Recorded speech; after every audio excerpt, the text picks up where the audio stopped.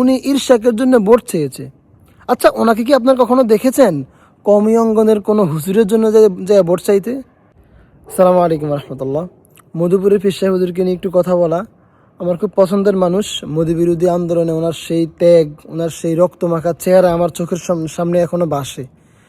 তো উনি খতমে নবুয়ত একটা প্রোগ্রামে উনি বলতেছিলেন যে যদি আমরা সবাই আমির হেফাজতের কথা শুনতাম তাহলে আমাদের কওমি অঙ্গন থেকে 20 থেকে 25 জন সংসদে যেতে পারতো। কিন্তু আশ্চর্য হয়েছে কি জানেন? আরে এই মধুপুরের পীর সাহেব হুজুরকে আমি দেখলাম ইলেকশনের সময় পুরান ঢাকার মরহুম সাদেক হোসেন খোকার ছেলে উনি ইরশাকের জন্য ভোট চেয়েছে। আচ্ছা, ওনাকে কি আপনার কখনো দেখেছেন কওমি অঙ্গনের কোনো হুজুরের জন্য যে ভোট চাইতে? আমি তো দেখিনি ভাই, আমি তো এটা দেখিনি ভাই। কেমন না বিষয়টা খুব আজীব লাগতেছে না?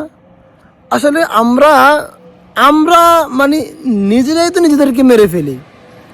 আমরা আমাদের ভাইয়ের জন্য আমরা ভোট চাইতে পারি না, কিন্তু আমরা ঠিকই অন্য দলের লোকজনের জন্য গিয়ে আমরা ভোট চাই।